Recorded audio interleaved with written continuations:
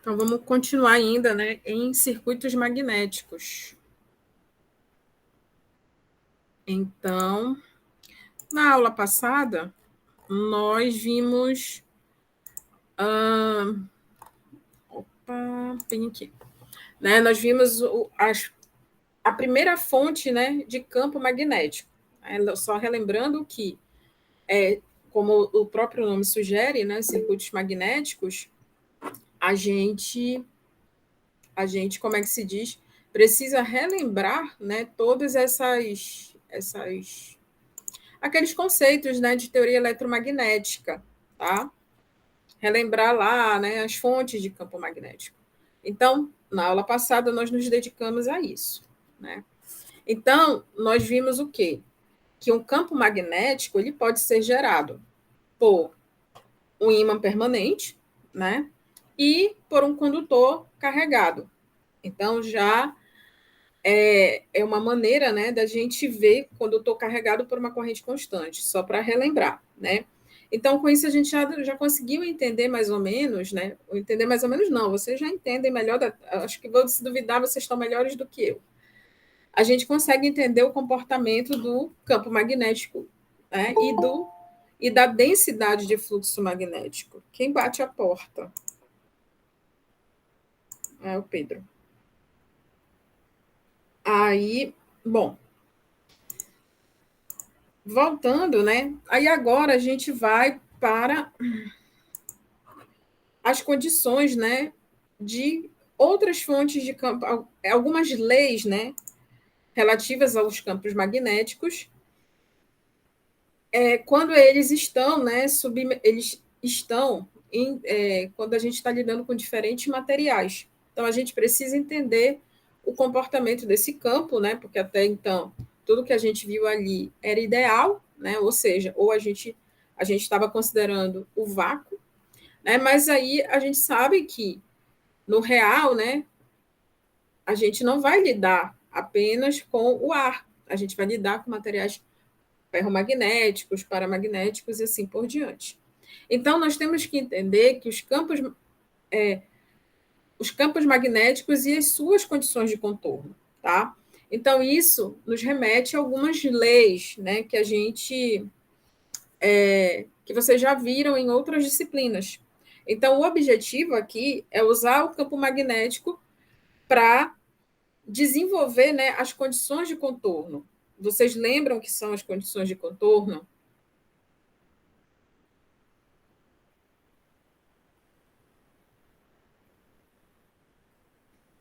200 físicas depois. Podem digitar no chat. Apesar de eu não estar vendo, se vocês estiverem tímidos, digitem no chat. Deixa eu fechar aqui. Se estiver aparecendo o link de compartilhamento, não liguem. Foi um teste que eu estava fazendo aqui para a aula da outra turma. Então, gente, a condição de contorno ela é muito semelhante ao que vocês aprendem, por exemplo, nas disciplinas de controle, tá? São os pontos de operação. Lembrem-se, o fenômeno eletromagnético, ele é muito abstrato, e se a gente não delimitar aonde a gente quer atuar, aí a gente vai ficar maluco. Por quê? Porque a gente não vai saber, né, com o que a gente está lidando. Né? Então, por exemplo, quando nós falamos em baixa frequência, nós podemos, isso é uma condição de operação, é uma condição de contorno. Você vai estudar aquilo que se remete à teoria de circuitos elétricos. Quando a gente está falando em altas frequências, talvez você precise ir para ondas eletromagnéticas, tá? E aí as leis elas vão sofrendo modificações, tá? Então, é isso que a gente precisa lembrar das condições de contorno, tá? E que as condições de contorno vistas aqui, elas também são úteis lá em ondas, tá? O que se descreve aqui se usa lá em circuitos magnéticos, se usa em máquinas elétricas e também se usa lá em campos variantes, que é lá nas ondas eletromagnéticas, tá? Então, a primeira lei, vocês estão vendo aí na tela, é a lei de Biot-Savart, tá ok? O que o Biot-Savart quis dizer com essa lei dele aqui, né? Então, vamos lá falar, né? Então, percebam, né? A gente tem, né, um campo diferencial aqui, né? Um campo magnético diferencial que vai resultar aqui numa diferencial de corrente. E esse campo aqui, ele vai variar com o quadrado da distância, independente do meio, tá? E a direção dele vai ser dada, né, por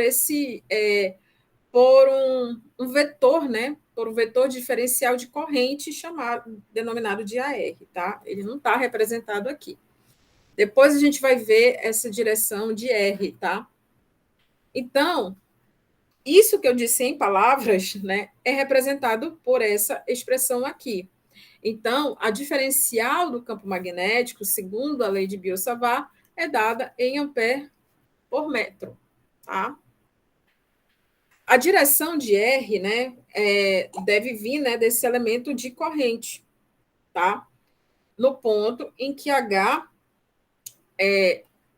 deve ser determinado, tá ok? E os elementos de corrente, eles nunca vão existir separadamente, tá? O que isso significa? O que essa diferencial aqui, ela quer dizer para a gente, na lei de Biot-Savart?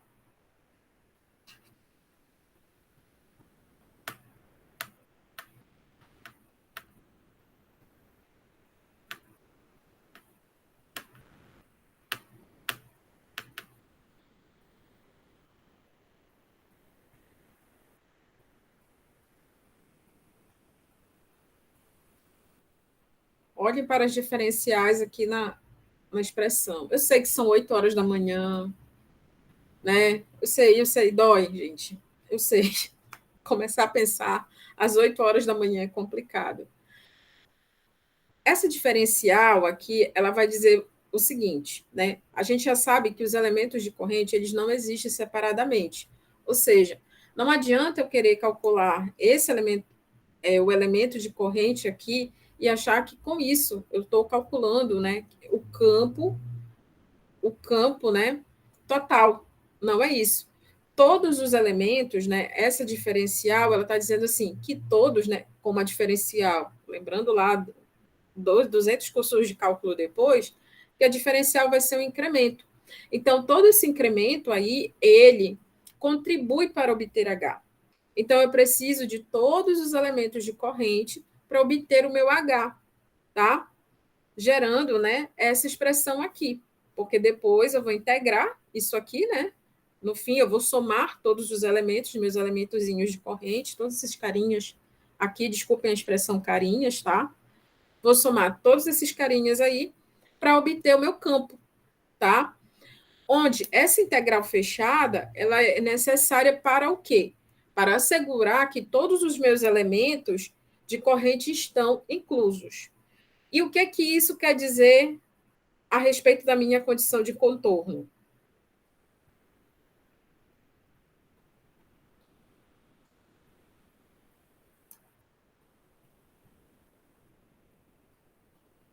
Hein, jovens? O que é a condição? O que significa isso aqui, no fim das contas, em relação às condições de contorno? Eu tenho uma placa finita? Quase isso, Mel, que na verdade o contorno é infinito, tá? Ou quase infinito, tá, gente? Então, quando a gente faz isso, a gente considera que eu posso dividir aqui o meu fio em infinitos elementos de corrente, mas todos eles no fim do dia contribuem, né, para gerar o meu campo magnético. Uma outra interpretação é que, como eu tenho aqui cargas em movimento, obviamente eu vou ter campo elétrico também. E cargas em movimento significam o quê? Corrente. E corrente também significa campo magnético, né? Que a gente viu lá, né? Quando a gente estava falando de campos estáticos, tá? Então, essa aqui é uma das leis que a gente utiliza lá em circuitos magnéticos, que é obter o campo, tá? A outra lei é a lei de Ampère, né? Então, vamos lá. Eu botei até em inglês porque eu acho mais chique a interpretação dela, né? que é uma integral de linha, né, de uma componente tangencial ao campo à força de campo magnético ao redor de uma trajetória fechada. E isso é igual a corrente nessa trajetória fechada. Então, esse enunciado aqui, ele nos diz isso. Ele pode ser representado por esta figura aqui, tá? Onde eu vou obter o cálculo, né? O cálculo da minha corrente, vou integrar, né? Vou fazer a integração fechada, né? Do meu campo magnético em relação a essa trajetória aqui fechada, e assim eu consigo obter a corrente. Minha pergunta é: o que vocês acham que vocês precisam ter para calcular, para utilizar a lei de Ampère, na verdade? O que vocês precisam ter?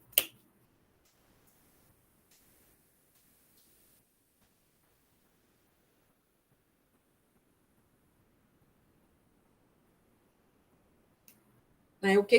Qual é o entendimento? Vamos pensar do ponto de vista prático, né? Tá, eu preciso calcular o campo gerado por um dispositivo magnético, por um circuito magnético. Então, o que eu preciso ter?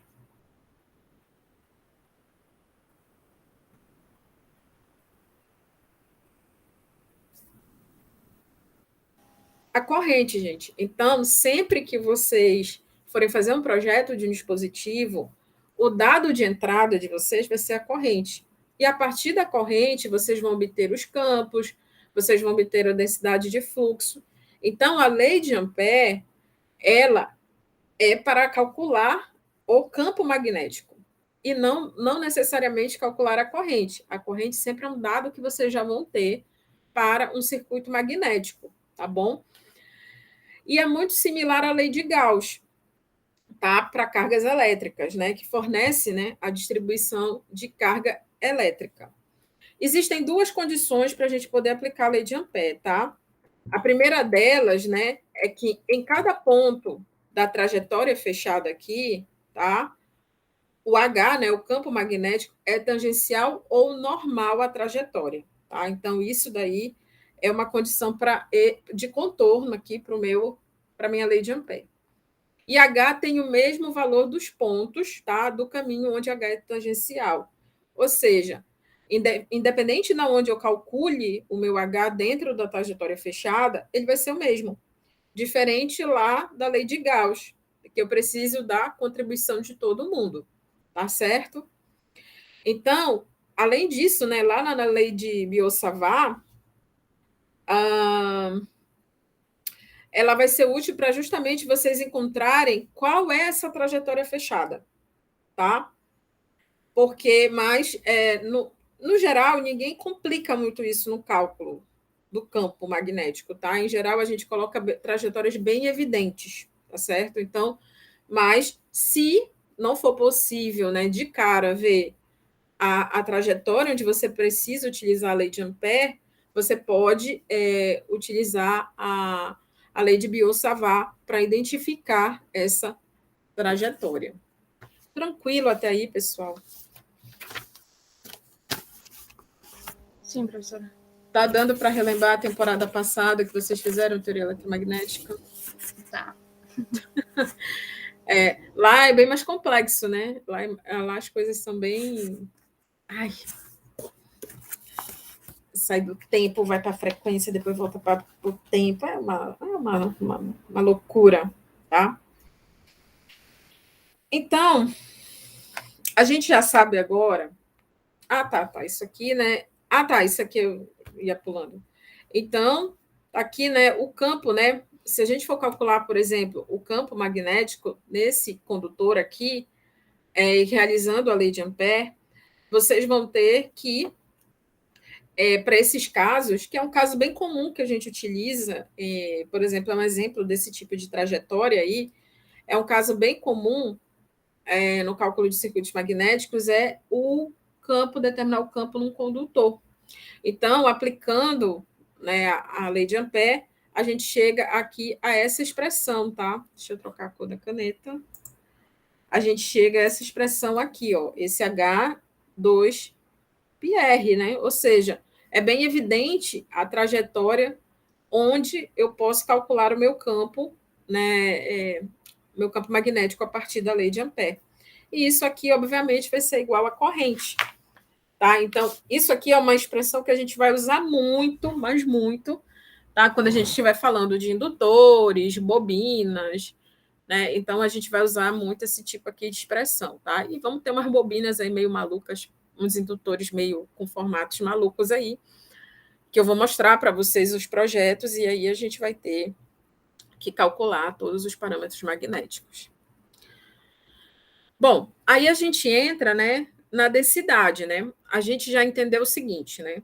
Espero eu, que o campo magnético, que o H, ele depende somente do movimento de cargas, né? É isso que lá que está me dizendo Biot-Savart e também está me dizendo Ampère, né? Independente do meio, né? Então, existe uma força associada aí. E essa força, ela é chamada de densidade de fluxo magnético, tá? Então, a primeira relação que eu tenho entre a H, que é o campo magnético, e a densidade magnética, é que ela é proporcional à minha permeabilidade magnética. E esse B, ele é dado em Tesla. Para quem não lembra, né, o Tesla, um Tesla é igual a 1 Newton ampere metro, tá? Então, por exemplo, né, os tomógrafos, né, para mostrarem a sua potência, né, que é um exemplo de tecnologia que usa um circuito magnético, né, um tomógrafo moderno, ele é indicado pela quantidade de teslas. Por exemplo, o tomógrafo 3 teslas, né? Tem empresa que faz esse comercial. O nosso tomógrafo é de 2, 3 teslas. Por quê? Porque ele é um tomógrafo moderno, né? Ou seja, a tecnologia ela foi tão bem modificada que você conseguiu, né, melhorar, né, a densidade de fluxo magnético do equipamento, que é o que ele usa para medir os parâmetros lá da os parâmetros, né, dos seres humanos, tá?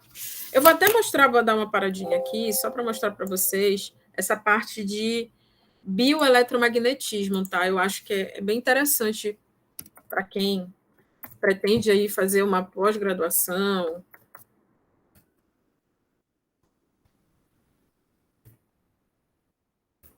Tá? Eu acho muito interessante esse projeto de equipamentos, tá?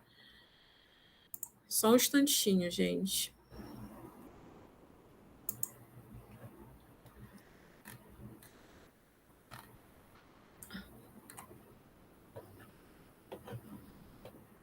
Vou mostrar aqui. Deixa eu parar aqui essa parte.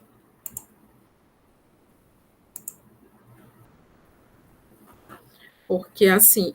Opa. Uma guia. Acho que é essa aqui.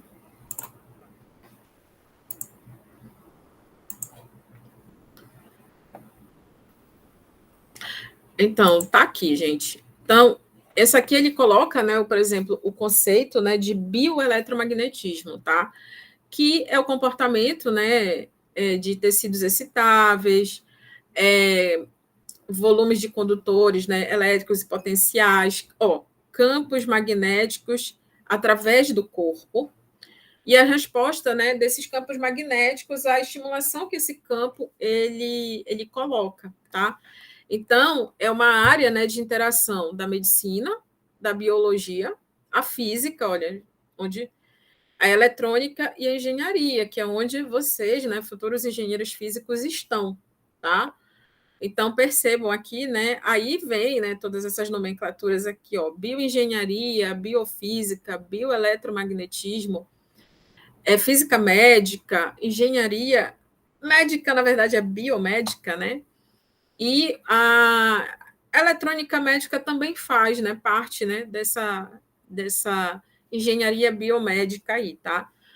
Existe também um conceito que a gente, quando se fala em saúde, na engenharia, né, projetos de engenharia na saúde, a gente tem que separar, existem dois caras, o engenheiro biomédico e o engenheiro clínico, tá? Não sei se vocês conhecem a diferença entre os dois. Vocês sabem, já ouviram falar na diferença entre os dois? Eu não, professora. Não? Tá. O engenheiro biomédico é esse cara aqui, ó, que projeta essa tecnologia, tá? Ele vai lá estudar os sistemas biomédicos, por exemplo, vascular, neural, auditivo, enfim, tem vários sistemas, ele vai estudar, e a partir daí ele vai pegar e dar uma interpretação física aos fenômenos que acontecem lá. Por exemplo, os neurônios, como é que a gente modela o neurônio fisicamente? Né? Se eu for fazer um modelo reduzido, ou seja, eu vou pegar um componente da eletrônica ou da eletricidade e vou modelar para estudar como é que aquele neurônio se comporta. Uma das maneiras de entender a atividade neuronal é através de capacitores. Então, o neurônio, nesse momento, né, os meus estão carregando e descarregando e mandando informação para os demais neurônios. Né? E assim fazendo com que os meus sistemas biomédicos, ou seja, meus ouvidos já, desculpa, minha audição, né, minha visão, elas comecem a funcionar. Isso é um modelo reduzido. Então, o biomédico ele faz modelos reduzidos para entender o comportamento biológico e médico. O engenheiro clínico é aquele que cuida da tecnologia biomédica, tá? Ele é o cara, por exemplo, que trabalha no hospital. Então, ele vai projetar salas de tomografia, ele vai projetar salas de meios diagnósticos, que é onde fica toda essa parte laboratorial. Ele vai tomar conta de leitos, né? Ele vai investigar acidentes que acontecem, porque acontecem acidentes com o corpo clínico, até porque o corpo clínico é meio estabanado, tá, gente? Não é meio estabanado. A gente entende que o ritmo de trabalho deles é muito intenso e eles podem não se ligar em detalhes, tá? Eles querem resolver o problema. E também, né, obviamente, problemas associados a equipamentos descalibrados, equipamentos com problemas, inclusive eles podem até fazer manutenção em equipamentos, tá? Para você ser um engenheiro clínico, você tem que ser um engenheiro eletricista, biomédico, engenheiro físico e fazer uma especialização em engenharia clínica, tá? Se eu não me engano, uma das melhores que tem no país fica na Federal de Santa Catarina. Inclusive, eles têm até um instituto de biomédica lá. Então, né, dando essa diferença e voltando aqui para o eletromagnetismo, para você terem uma ideia lá, né, falando do Tesla lá, do tomógrafo. Então, aqui, ó, você tem, né, a divisão de onde você vai estudar esse tipo, né, de tópico, né? Você pode utilizar os campos, medir campos, né? Você vai fazer medição de campos, que aí é como eu falei para vocês. Tá aqui. Esses aqui são os sistemas biomédicos. Atividade cerebral, o cardíaco, o pulmonar e os tecidos, tá? Então, você vai medir os campos, tá? E aí ele divide aqui em bioeletricidade, bioeletromagnetismo e biomagnetismo, tá? Então, eles dividem aí, né? Aí você tem a estimulação, ou seja, quando você aplica um campo e você quer obter a resposta, tá?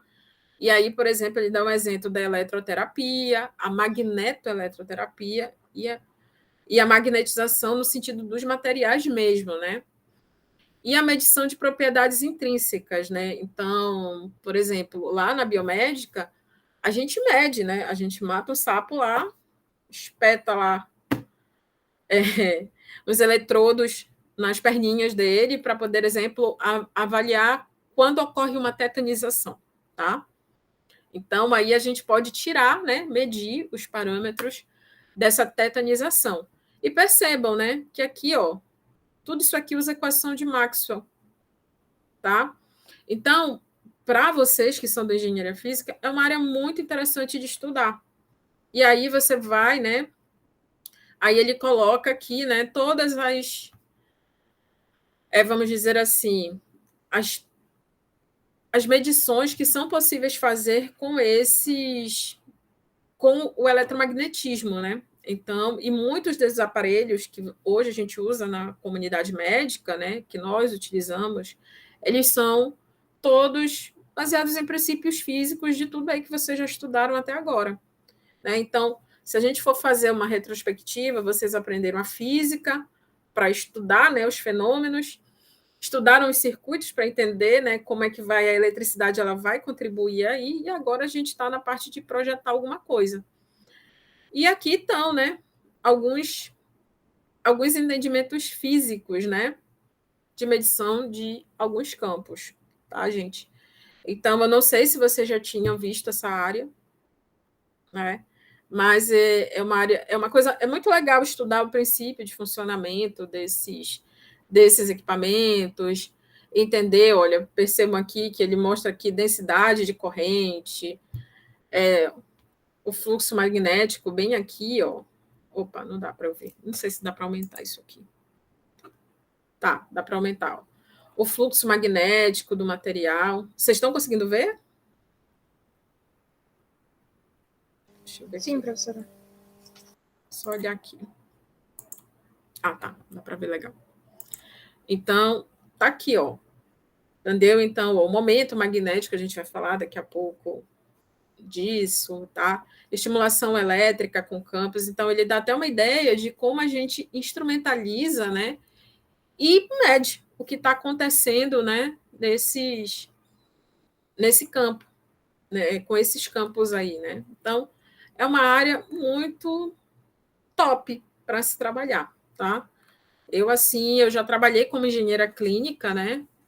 E assim, de vez em quando, a gente não chega nesse nível, né, de estudo, mas assim, a gente faz mais a gestão dos equipamentos, tá? No Brasil, o engenheiro clínico, porque o engenheiro clínico, em outros países, é aquele cara, por exemplo, quem coloca o eletrodo em vocês numa cirurgia? Quem bota toda a monitorização de vocês numa cirurgia? É o corpo de enfermagem, não é nem o médico, é o corpo de enfermagem, né? Mas em alguns países, quem faz isso é o engenheiro biomédico, é o engenheiro clínico. É ele que coloca lá, o biomédico, ele que coloca lá todos os eletrodos, tá? Por quê? Para evitar que você tenha alguma injúria, como a gente fala, alguma injúria durante a cirurgia. Você pode ser queimado por um equipamento, por exemplo, tá? Então, o engenheiro biomédico, ele, em alguns locais, ele vai fazer isso. Aqui no Brasil, ele só faz a gestão de equipamento, ele cuida de manutenção, ele cuida dos projetos, enfim, toda a parte mais de infraestrutura hospitalar. E tem o engenheiro hospitalar, que é o engenheiro que cuida da parte civil do hospital, tá? Aí já é uma subdivisão do engenheiro clínico, tá?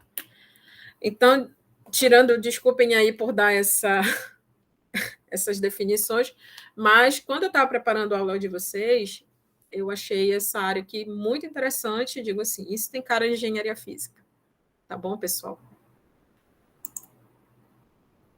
Espero que vocês tenham gostado dessa informação. É bem interessante mesmo. Tá? Então, vamos continuar aqui. Vamos continuar lá com as nossas... Parece uma batata aqui, essa batatinha aí. Opa! Tá.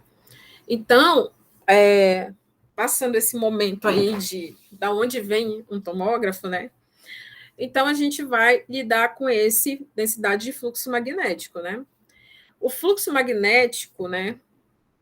Aí tá, a gente já tem a densidade, mas a gente tem também o fluxo magnético, tá? E só para relembrar também, uma coisa que vocês já sabem, mas a gente vai retornar isso com mais calma, tá? É que o Mi, né, ele é a permeabilidade absoluta, tá? E ele é o produto, né, da permeabilidade do vácuo, aqui, só para relembrar, né, em Henry por metro, em Henry por metro.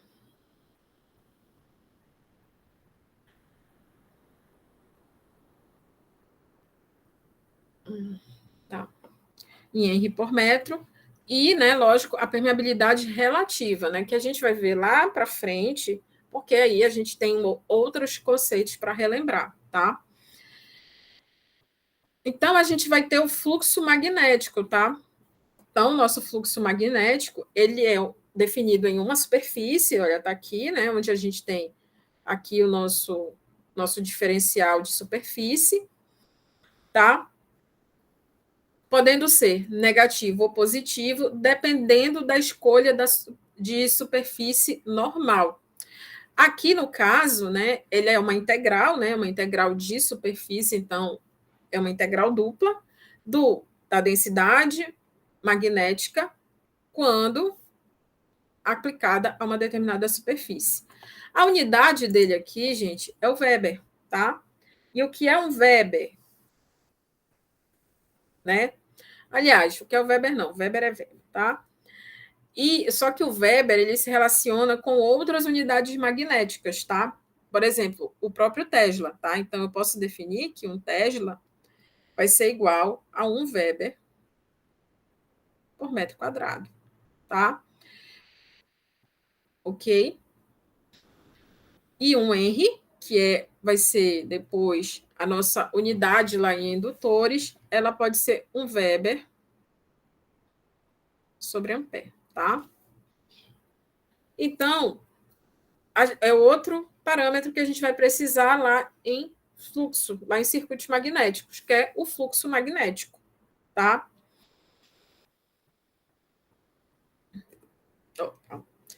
Falando mais algumas coisinhas a respeito, né? As linhas de fluxo magnético, tá, gente? Elas são curvas fechadas, tá? Sem ponto de partida ou de término, tá? O que contrasta, por exemplo, com o fluxo elétrico, tá? Lembrem-se que o fluxo elétrico lá é o φ, né? Que se origina nas cargas positivas e termina nas cargas negativas, tá? Eu sempre estou, de vez em quando eu faço esse paralelo com a eletrostática, tá? Que é para vocês entenderem, né? Que quando a gente está falando de capacitores e capacitância, né? A coisa muda levemente. Levemente não, muda bastante, tá? Então, sempre lembrem, né? Vocês, eu digo lembrem, né? Mas eu sei que vocês sabem melhor do que eu. Quando nós estivermos falando de capacitores e capacitâncias, a gente está falando de o quê? Campo elétrico e o que, gente? O que tem lá no capacitor?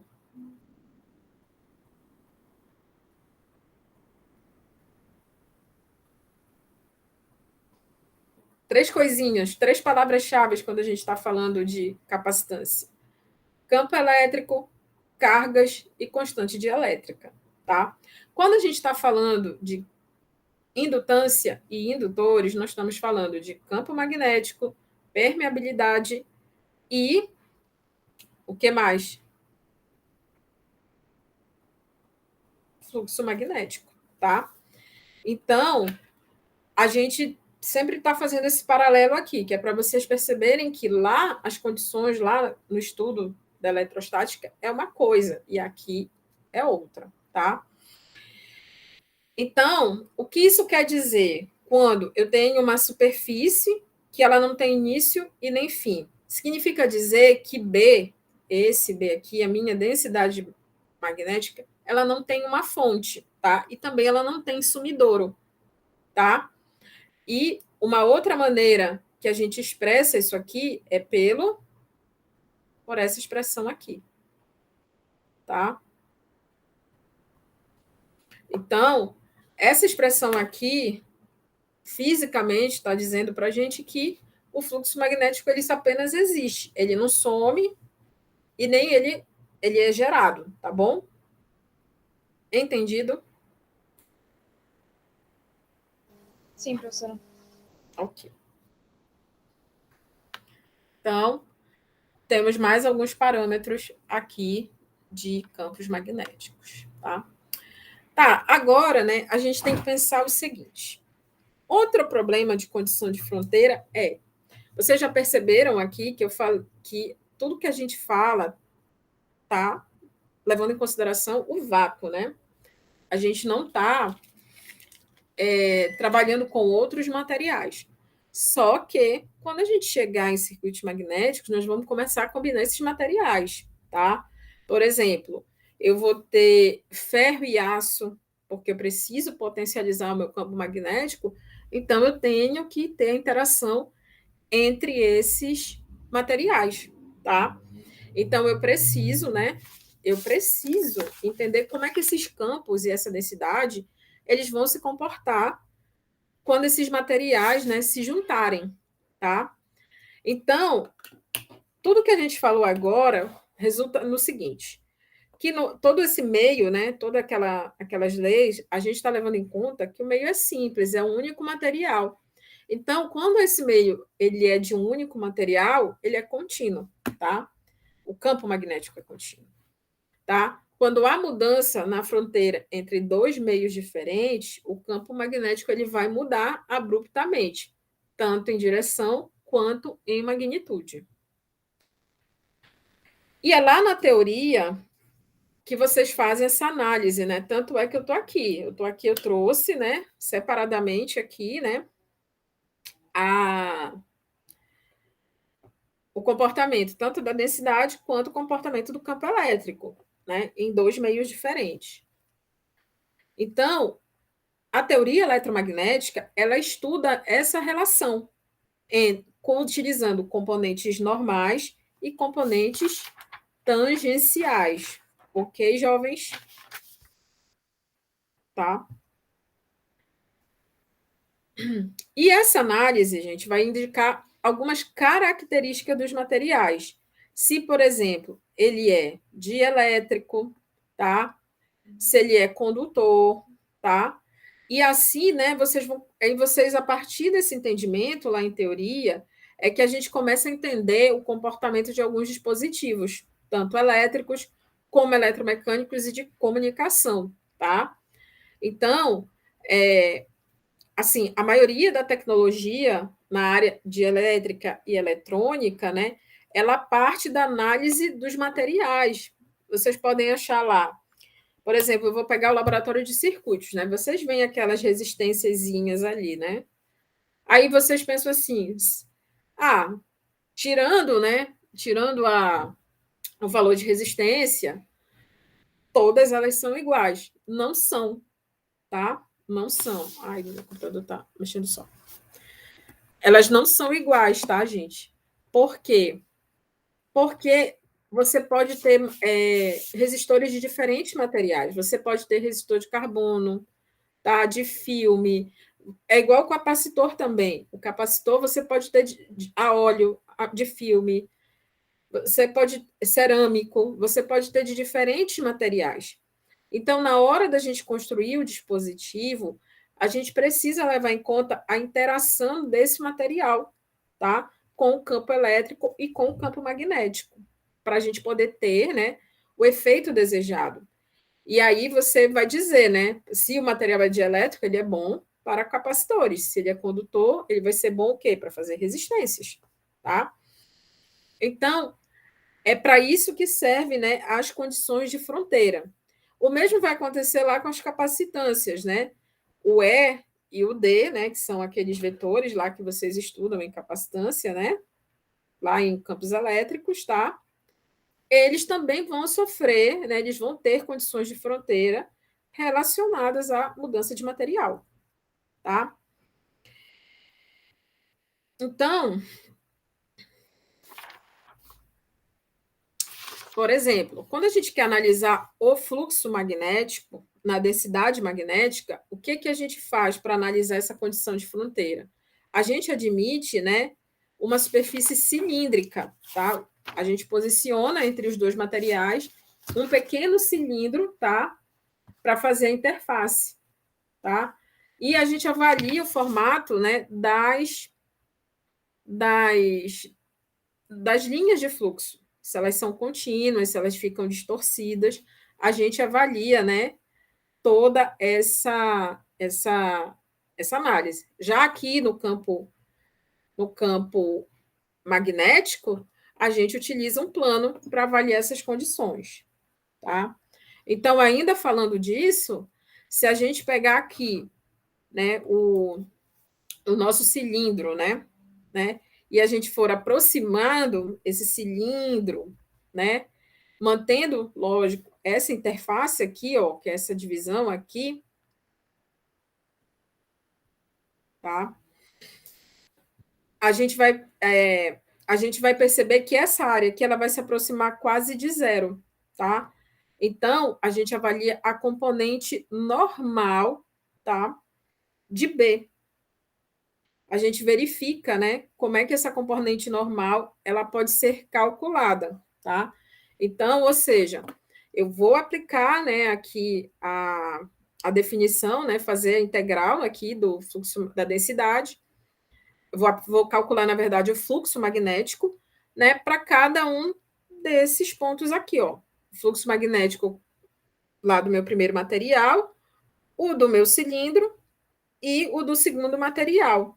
E lógico, né? Isso aqui tem que ser igual a zero, né? Lembrando que eu estou trabalhando lá com aquela superfície, lembrando sempre disso aqui, né? Tá? E aí, fazendo as continhas, eu vejo que basta eu calcular as componentes normais da minha densidade magnética. O que é a componente normal, vocês lembram ainda?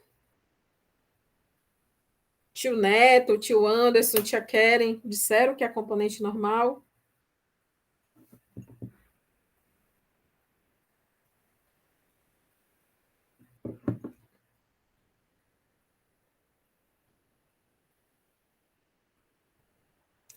É o vetor unitário normal à superfície, tá, gente? Então, basta que vocês calculem, né, os campos, né, que correspondem a esse vetor normal à superfície.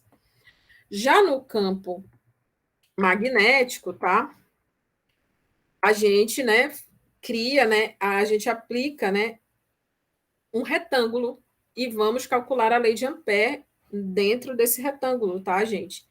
É a mesma ideia, a gente aproxima essa área, né? A gente estreita esse retângulo até ele se tornar zero.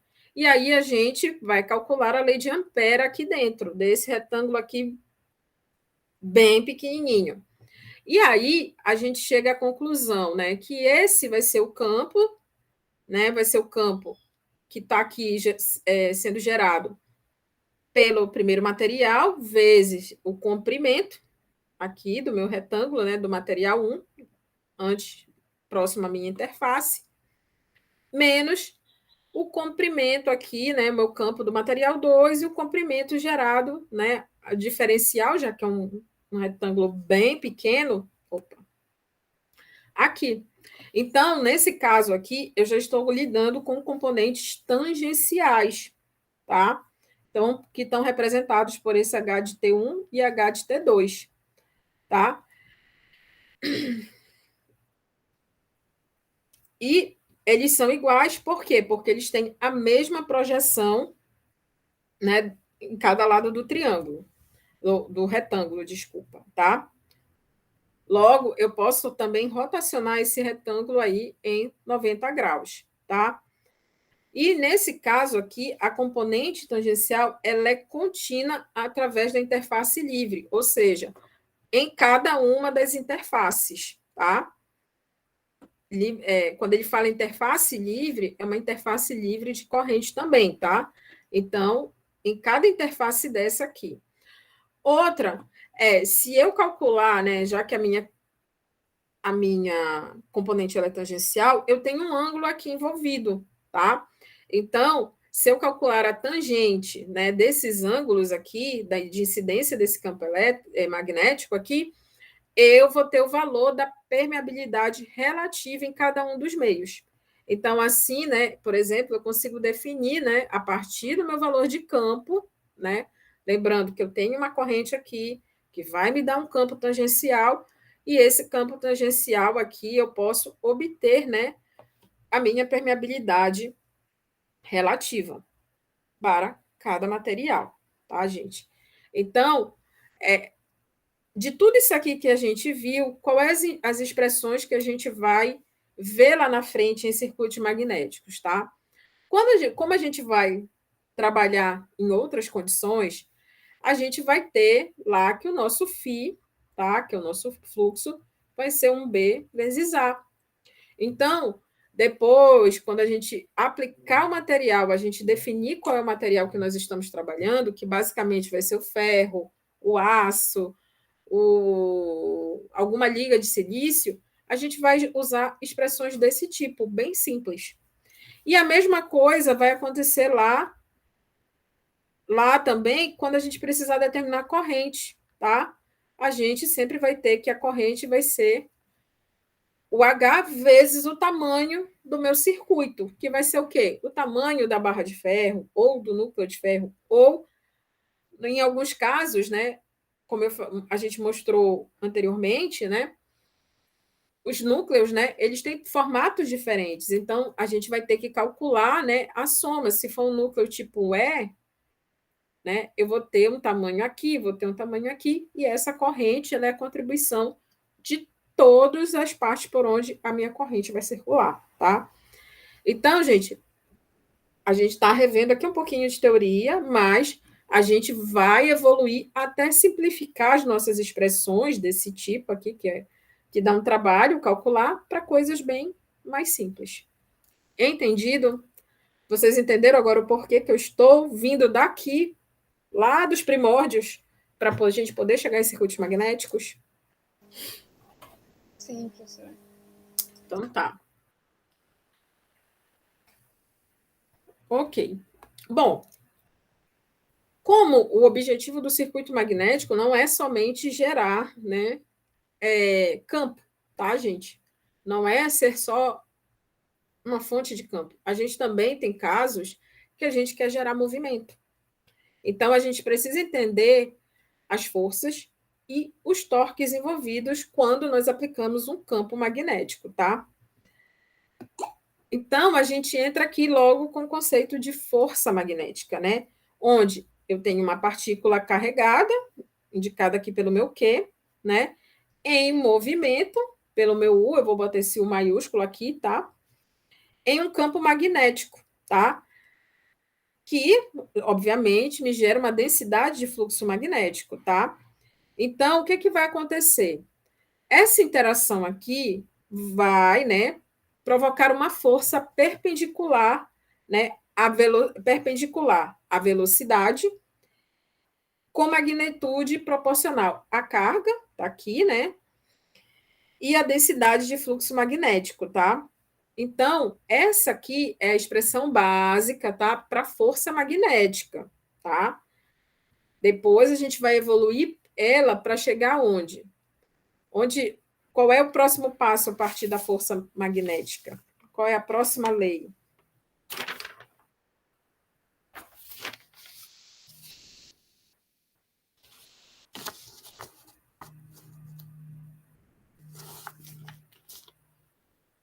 A gente vai chegar lá, não se preocupe.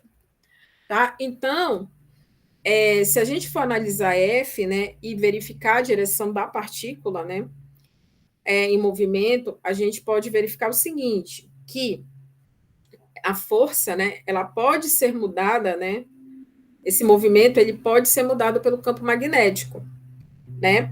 A velocidade e a energia cinética, elas vão permanecer as mesmas, tá, gente? Opa, porque eu estou apertando aqui a caneta. Deixa eu botar a caneta aqui no lugar.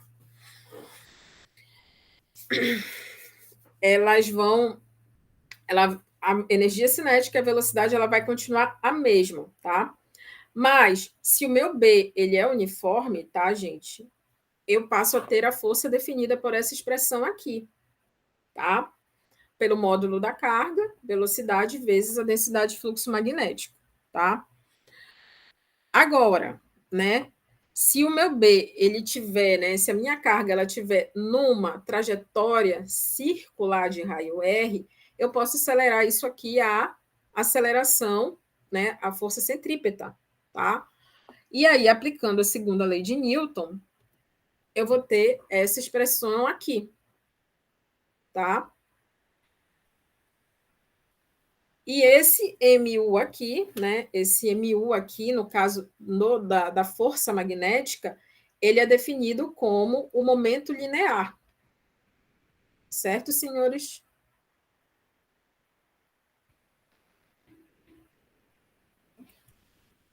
tá? Então, a força magnética, ela é né, você pode obter ela pelo momento linear, tá? De uma partícula, ou simplesmente aplicando a definição aqui, que é proporcional à carga vezes esse produto vetorial, tá? Mas, assim, a gente tem que lembrar que quando a gente está gerando movimento, a gente está combinando campo elétrico e campo magnético. E aí, a força, ela passa a ser dada pela força de Lorentz, tá? É isso que eu falei para vocês, né? O próximo passo é o quê? É combinar justamente o campo elétrico e o magnético. E isso nos dá origem à força de Lorentz, tá? Então, a força de Lorentz, junto com as condições iniciais, elas vão determinar a trajetória das partículas, tá? E isso é muito comum, por exemplo, quando a gente quer determinar a força magnética sobre um condutor, tá? Então, uma outra equação que a gente vai utilizar lá em circuitos magnéticos vai ser a força de Lorentz. Tá. Eita. Tá. Então, se a gente, por exemplo, a gente quer avaliar como é que é o comportamento da força magnética num condutor carregado, tá? A gente precisa, né, escrever a diferencial dessa força, tá? Tomando que a corrente vai ser, né, a variação de carga pelo tempo, né? Eu posso escrever a diferencial da força dessa forma aqui, né? Eu vou substituir aqui na minha equação da força, tá? Aqui na minha equação da força, deixa eu marcar aqui, tá? Eu vou substituir agora, né, os parâmetros aqui, considerando que agora eu estou trabalhando com elementos de corrente. Então, eu vou considerar aqui, né, a minha corrente, né, como um pequeno elemento, tá? E aí, substituindo essa expressão aqui, né, aqui na minha expressão da força, eu chego a essa expressão aqui, tá? Lembrando que o meu DI aqui, ó, ele é a velocidade, tá? A velocidade U, que a gente definiu aqui, dt, tá? Que é o comprimento elementar na direção convencional da corrente, tá? Então, a gente pode substituir, né, o DI aqui, o U, por esse, isso aqui, tá?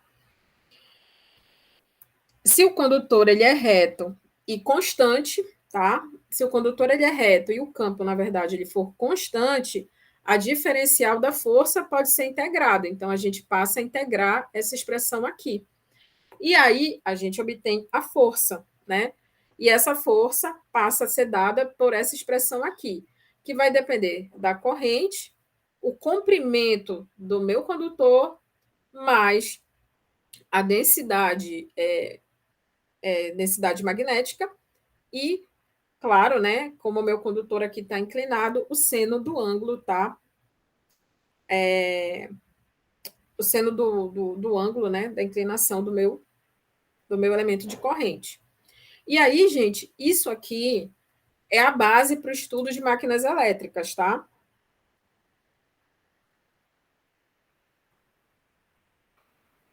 Então, novamente, vocês vão ver essa expressão em máquinas elétricas, tá? Máquinas elétricas girantes.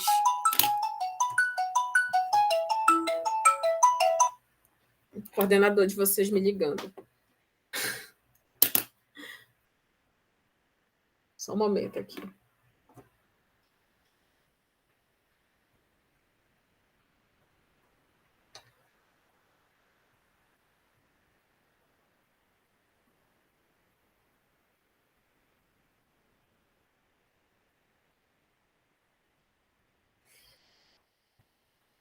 Tá? Então, esse aqui vai ser a base, né, de estudos para máquinas elétricas, tá, gente? Isso aqui é uma maneira de descrever o comportamento, tá?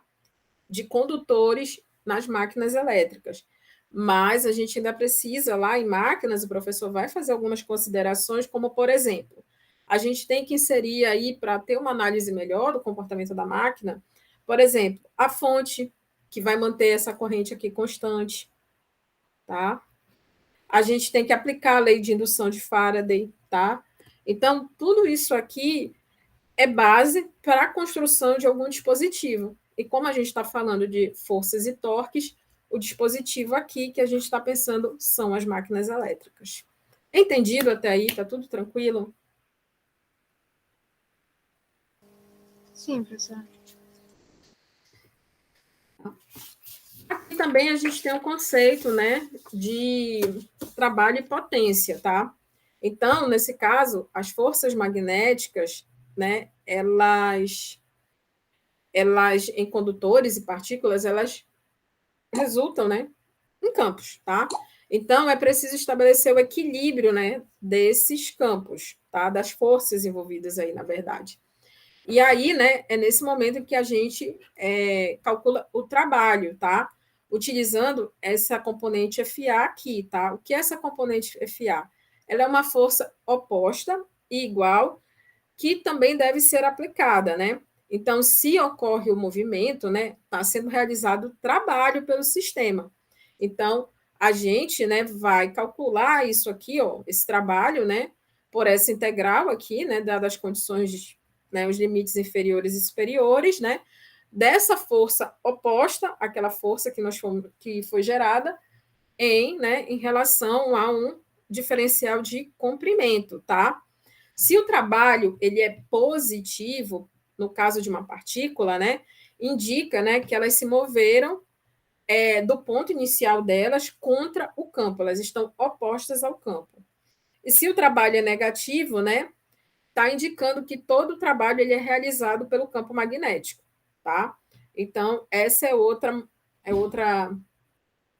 outra variável que a gente vai utilizar, tá? Em indutores, a gente vai ver não o trabalho, mas a energia. É representado pela mesma letra, mas a gente vai ver a energia, tá? Aí entramos com o nosso amigo torque, né? Então, qual é a definição de torque?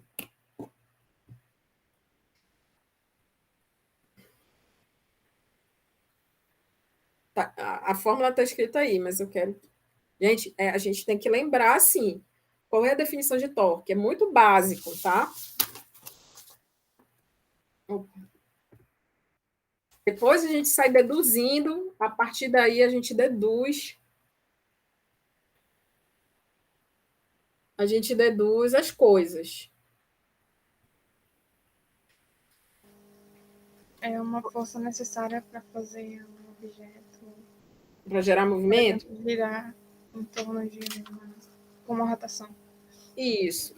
Mas também lógico, isso aí também está certo, mas também é um produto vetorial sobre de uma alavanca, né, dada por esse R, né, sobre um ponto e a força, tá? Então tá aqui, né, é uma maneira clássica aqui de representar, né, o que vem a ser o torque, né, tá? Então, uma aplicação, né, para a gente ter uma ideia, vocês me dão só um instantinho, uns segundinhos, só para eu pegar uma coisa aqui, tá bom? Vocês podem aguardar? Sim, professor. Já volto.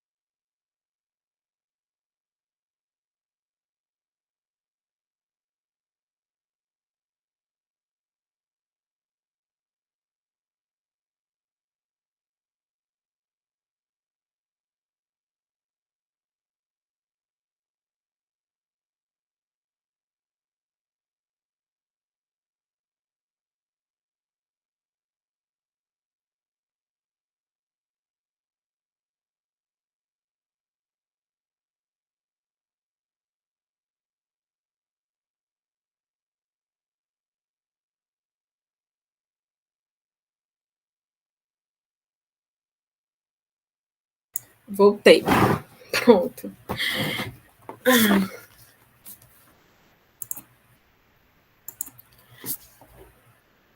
Voltando aqui. Então, isso é interessante para a gente, por exemplo, avaliar o momento magnético em uma bobina plana, né?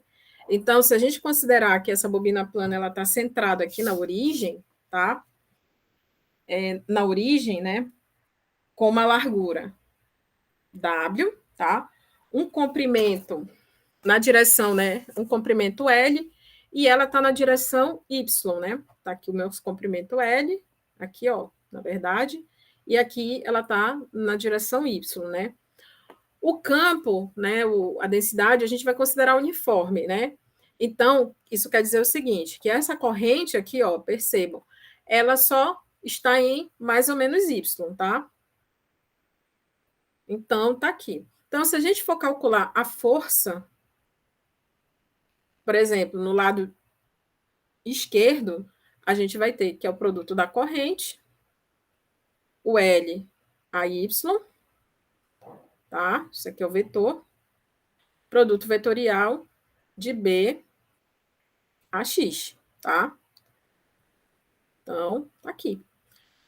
E isso aqui vai ser igual a menos BI L a Z, tá? Então, isso aqui é pela esquerda, tá? E pela direita, utilizando o mesmo raciocínio, vocês vão encontrar aqui que o B I, tá? O L a Z. Nesse caso, aqui ele vai ser positivo, tá? Né? O torque, né, sobre o eixo Y, dado pelo lado esquerdo, vai requerer o quê? Uma alavanca, né? R. Essa alavanca R aqui, ó, tá? Ela é dada por menos W2, né, que é a largura daqui, né, o ponto, né? Lembrando que está centrada na origem, então eu posso dividir esse comprimento por 2, AX, tá? E para o lado direito, o R ele vai mudar de sinal, né? Então, o meu torque ele vai ser R, né? Produto vetorial de F. Então, isso aqui vai ser igual a menos W sobre 2 AX, produto vetorial de menos BI L a Z, mais o que acontece à direita. W2 AX, produto vetorial de B e... Opa!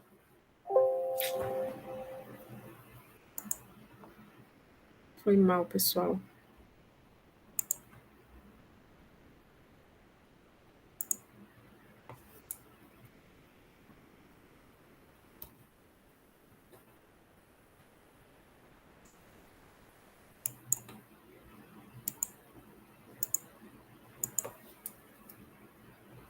I L a Z, tá? Então, esse aqui vai ser o torque. Fazendo essa soma toda, esse meu torque vai ser igual a BI L. A gente vai precisar, desculpem aí, menos a Y, tá? Então, gente, eu posso ainda simplificar mais essa expressão. O que vem a ser L vezes W? Olhem aqui para a bobina. O que é L vezes W?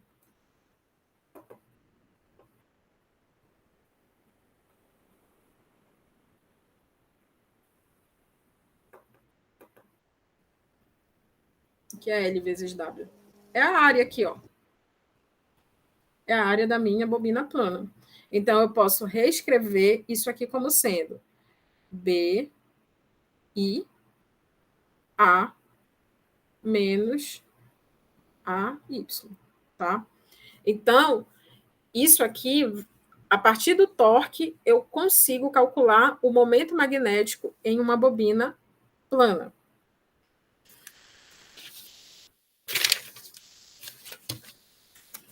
Aí nós temos mais algumas considerações a respeito desse torque, tá? Então, quando a gente tiver, né, momento magnético, mas também a gente, de uma forma resumida, né, vocês podem calcular esse momento magnético como sendo o produto entre a corrente e a área de uma espira, cuja direção é perpendicular à sua espira. Então, esse momento magnético aqui, ele é dado por ampere por metro ao quadrado, tá? E, novamente, eu posso utilizar isso aqui na minha expressão do torque. Ao invés de eu usar aquela alavanca, né, aquela ideia de alavanca, eu uso o momento magnético e faço o produto vetorial dele com a densidade de corrente. Esse AN, tá? Ele é definido pela regra da mão direita, tá? Esse AN bem aqui, tá, gente? Ele é definido pela regra da mão direita, mas é para indicar justamente essa perpendicularidade aí da espira, tá? Aí, essas expressões, elas são aplicáveis, né, a uma espira plana de qualquer formato. A retangular, a gente faz o estudo em cima da retangular, por quê? Porque é a forma mais básica, né? O campo sempre vai ser uniforme, então, sempre que você tiver um campo uniforme, você pode aplicar essas relações aqui. O torque sempre estará na direção do eixo de rotação, tá? Então, por exemplo, lá em máquinas, lembrem disso, tá? O torque vai sempre estar na direção do eixo de rotação. Porque em máquinas, quando a gente estiver falando de máquinas girantes, lá em máquinas elétricas, vocês vão precisar relembrar, né, essa ideia aqui de momento de polo magnético, já que a minha espira ela vai estar imersa num campo uniforme, e com isso ela vai ter um movimento de rotação. E em posição de equilíbrio, ou seja, quando M e B estão na mesma direção, o torque ele é zero, tá? Então é uma outra coisa lá que máquinas vocês vão ver. Lembrando que máquina também é um circuito magnético. E aqui, por exemplo, nas máquinas, o que vai acontecer? A minha espira ela não vai estar centrada na origem, tá? Então, ela vai estar numa posição. Vocês vão ver lá que a posição dessa espira é a 120 graus, tá? Que é para justamente. E também a gente vai ver isso aqui quando a gente for falar de geração de corrente alternada. Então, lá eu vou mostrar para vocês que a espira ela vai estar em 120 graus. Elas vão estar defasadas, elas vão estar posicionadas a 120 graus. E aí, o torque, né, para poder fazer a geração de corrente alternada, ele passa a ser calculado aqui por essa expressão, tá? Essa aqui é a área. Entendido? Sim, professor. Tá? Então, outra não vai servir necessariamente para a gente aqui, porque nós vamos lidar com dispositivos estáticos, mas lá em máquinas vocês já vão ter uma ideia, mais ou menos, né, do que o professor vai estar falando. Tá? E também a gente tem, a partir do momento magnético, a gente tem a magnetização, tá? Que é em ampere por metro, tá? Que é o momento magnético por unidade de volume, tá? Densidade de momentos, que é uma densidade, na verdade, dentro de material magnético. Isso vai ser importante para a gente, para o estudo de curvas de magnetização. E também para o estudo do material magnético, tá? Então, a gente vai começar a ver como é que esse material ele tem, né, a sua estrutura organizada, como é que esses dipolos se comportam quando eles estão na presença, né, de um campo magnético. A magnetização, ela varia de material para material. E, como a gente viu, né, lá pelas condições de fronteira, vai determinar que tipo de material ele é. Né? Então, aqui é um exemplo, né, de um material, né, ferromagnético dentro de um campo magnético externo, no caso um ímã, né? Então, Novamente, vem a expressão do torque, do momento magnético, tá? Para que a gente calcule a partir daí, né, do torque, o momento, o vetor magnetização, tá? O vetor magnetização, ele é um dos outros vetores, junto com a densidade e com o campo magnético, eles compõem a tríade, né, de elementos, né, de, vamos dizer assim, de forças, né, que você precisa para poder trabalhar com circuitos magnéticos. A magnetização ela não é tão importante, porque ela vem representada lá na curva de magnetização. Então, a curva de magnetização, porque ficaria um conceito muito abstrato, eu tenho que calcular a magnetização do material para entender melhor o material. Não. Você hoje tem curvas que te explicam como é que esse material ele se magnetiza, para que ele é bom, tá? Então, por exemplo, nem todo material vai ser excelente para fazer um dispositivo magnético, tá? Nem todo. Por quê? Porque lá a curva de magnetização, ela vai dizer, por exemplo, olha, com esse valor de densidade, esse material aqui, eu consigo fazer uma máquina, um transformador. Para esse valor de magnetização aqui, de densidade, eu só consigo fazer relés com esse material, tá? Então, a magnetização ela é um conceito, vamos dizer assim, pouco utilizado. Ele existe, mas é pouco utilizado, porque a ideia de magnetização ela é dada pela curva de magnetização e, obviamente, pela teoria dos domínios magnéticos, tá? Mas, como eu falei para vocês, né, os vetores magnéticos, B, H e M, eles compõem essa tríade, né? E eles são importantes por quê? Porque se eu coloco um material num campo magnético externo, chamado B, com esse BO aqui, né, os momentos atômicos, ou seja, cada momento, cada dipolo de magnetização, cada momento de magnetização do material vai contribuir para a densidade, né, o campo magnético, como ele chama aqui, né? Então, eu posso começar a descrever, né, a minha indução magnética, que é uma outra maneira de chamar B, como sendo B0 mais BM, tá? Então, se eu tomar aqui um toroide, né, um toroide, que é um dispositivo, né, é um circuito magnético muito comum, tá? Bem básico. Os primeiros transformadores eram feitos com toroides, né? Nós vamos ter, né, um campo externo excitando esse dispositivo, né? E as espiras bem fininhas aqui, tá? Sendo que, percebam, né? O campo externo é o fio grosso aqui, tá? O BO é dado por esse fio grosso. E essas espiras bem fininhas são as que estão produzindo o BM, tá? Então, eu calculo para cada um desses campos, né, a indução magnética, tá? Então, essa indução do campo externo vai ser dada por essa expressão aqui, e a de cada fiozinho vai ser dada por essa aqui. São bem similares, tá? São similares, não, são iguais, né? O que vai mudar é que aqui eu tenho um número de espiras bem menor, né? Que é o N0, tá? E o NM, né? Ele é bem maior, tá? Então, o que acontece? O campo externo, ele alinha os momentos magnéticos, tá? Tanto os induzidos como os permanentes, tá? Ou seja, os internos do próprio material, tá? E assim a gente diz que o material é magnetizado, tá? Então, a gente descreve a magnetização, que a gente vai ver lá na curva, pelo BM. Então, quando a gente for olhar uma curva de esterese lá na frente, nós vamos estar olhando para o BM, para o momento em que o campo entra em contato com o material e ele excita o material, e a soma de todas essas excitações, né, em cada momento magnético por volume, ou seja, o emissão, tá?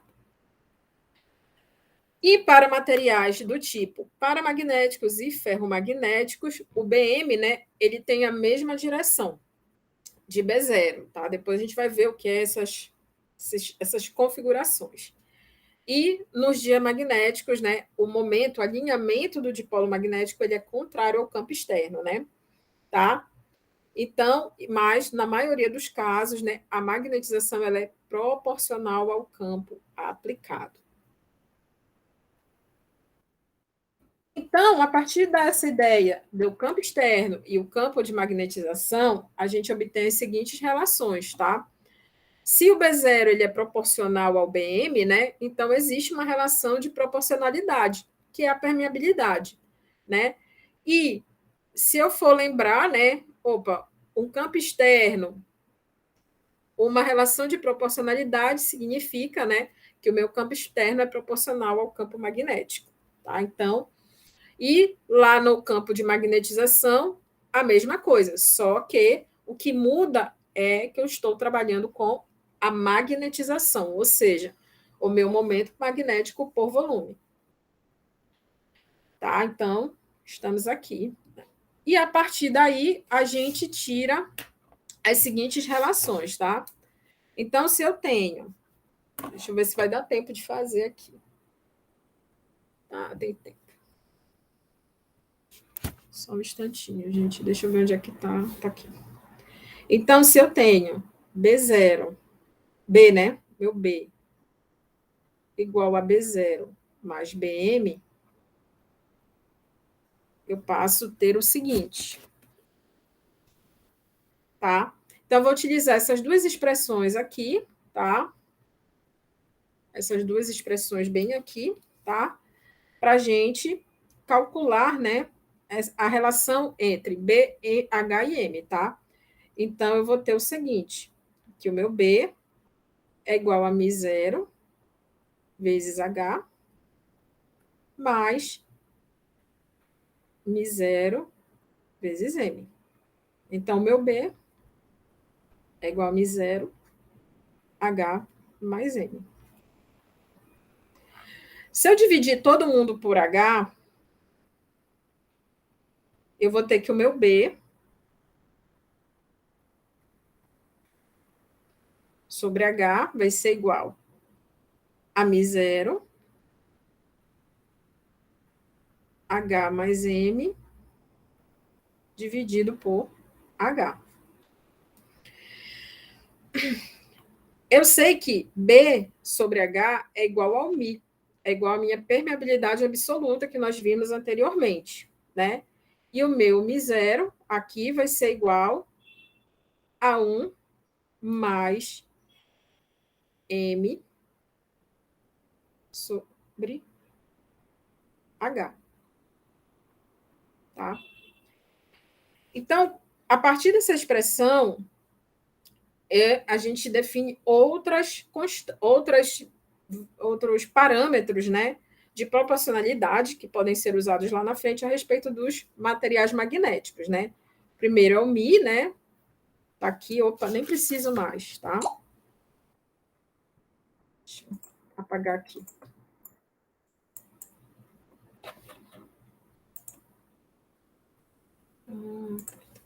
Então, aqui, né, eu cheguei a essa expressão aqui. Lembrando que, né, a minha permeabilidade, né, é MR vezes μ0, tá? Então, eu posso colocar que a permeabilidade relativa vai ser 1 mais a relação entre o vetor magnetização e o campo magnético. E essa relação vai ser chamada de permeabilidade relativa, tá? Se eu... o Mi, a relação entre o vetor magnetização e o campo magnético nos fornece a susceptibilidade magnética, tá? Que é uma outra maneira também de descrever o material, tá? Pode ser que em algum projeto isso seja importante. Então, a partir da permeabilidade relativa, vocês conseguem ter a susceptibilidade, tá bom? Então, é assim, depois que a gente define as variáveis, a gente começa a relacionar elas para o quê? Para poder extrair características que podem, que vão nos indicar, né? Assim, que melhor material é deve ser utilizado para o nosso dispositivo, tá? Então, para lembrar que o μ relativo do vácuo é igual a 1 e a suscetibilidade, nesse caso, vai ser 0, tá? E aí a gente entra, né, nos materiais magnéticos. Quais são os materiais que a gente vai utilizar, né, para construir dispositivos? Então, lembrem-se, todas as substâncias possuem algum tipo de comportamento magnético, tá? A maneira, né, o material, essa característica, né, esse comportamento magnético, ele é definido a partir da organização das nuvens de elétrons nos átomos, né? E como eles vão se comportar determinam as propriedades magnéticas do material.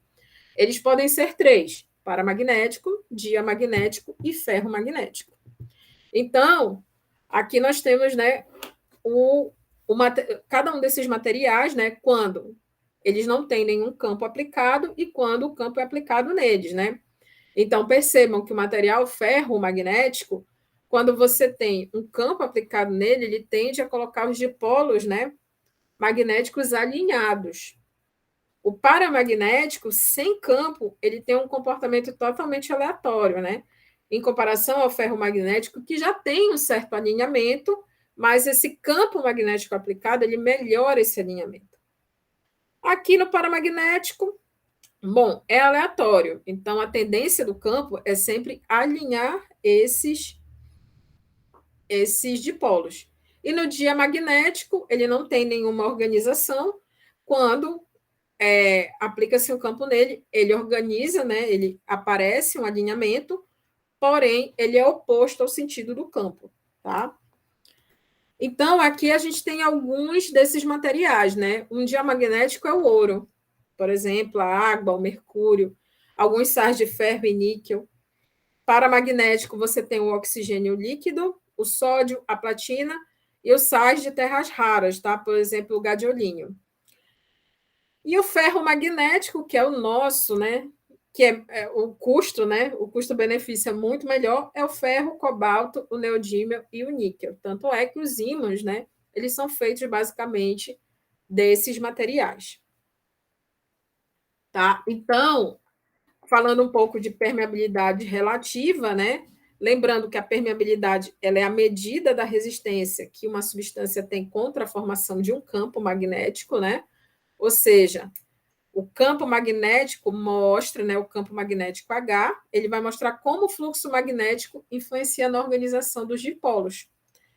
Então, ali, né, a gente viu os materiais, mas aqui nós temos, né, as permeabilidades e o tipo de material. Por exemplo, o bismuto, ele é diamagnético. A permeabilidade dele é próxima de 1, mas não é 1, tá? O ar já é 1. O ferro impuro, por exemplo, a gente pensa assim, todo ferro é ferro. Não, tá? Então, a gente tem que ter um cuidado. Por exemplo, nós temos ferro doce, nós temos as ligas de ferro. Então, todas essas combinações, né, dependendo da pureza do ferro, a gente vai ter uma permeabilidade relativa diferente, tá? Então, nem todo ferro que é utilizado para circuitos magnéticos é o mesmo, tá? Não é o ferro, ferro, ferro, ferro, tá? Ou seja, eles têm um grau de impureza que vai modificar essa permeabilidade relativa, tá? Então, só colocando coisa que vocês já sabem, tá? Aqui a susceptibilidade, né, que vai ser 1 menos a permeabilidade relativa, tá? E resumindo, né, a gente já está encerrando a nossa primeira semana de aula, né? O que a gente viu aqui? A gente viu as fontes, né, de campo magnético. Então, ou seja, a gente viu isso no nível de campo estático, né, de forças e torques, tá? Então, a gente viu como é que esse campo é gerado pela própria Terra, por uma barra magnética, condutores, por uma corrente, por um condutor carregado, por uma espira e por um solenoide, né, que é no caso a bobina, tá? Então aqui, por exemplo, a gente tem, né, A gente vai ver depois esses cálculos lá nos indutores, tá? Esses projetos aqui. E a gente viu as leis, né? As leis que a gente vai utilizar, que derivam lá da teoria eletromagnética, nesses para a gente poder fazer esses projetos, tá? Então, essa primeira parte, que é, vamos dizer assim, uma lembrança, não é uma aula de teoria eletromagnética com aquela profundidade, com todos os detalhes, a gente não vai ver aqui campos em diversas coordenadas, nada disso. A gente viu aqui só para a gente lembrar da onde derivam o que a gente vai ver lá na frente, tá? Então, eu vou até encerrar por hoje aqui para a gente poder falar direitinho de indutores na segunda-feira, tá bom? Então, a primeira parte da disciplina era essa lembrança aí de teoria eletromagnética, tá ok?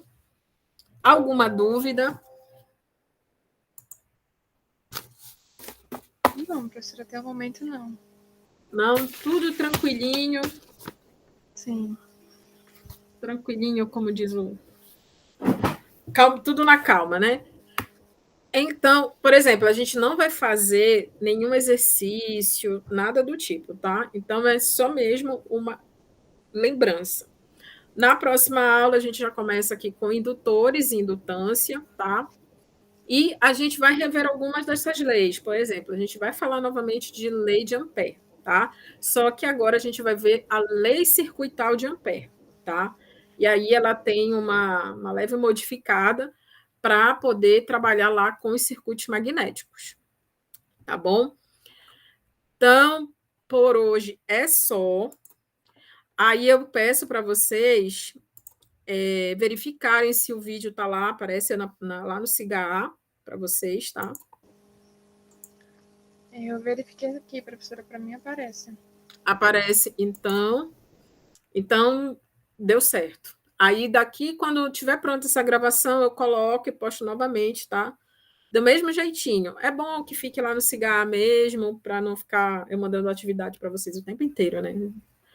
Que deve ser perturbador, né? O número de e-mails que chegam para vocês dizendo que um professor postou alguma coisa, né?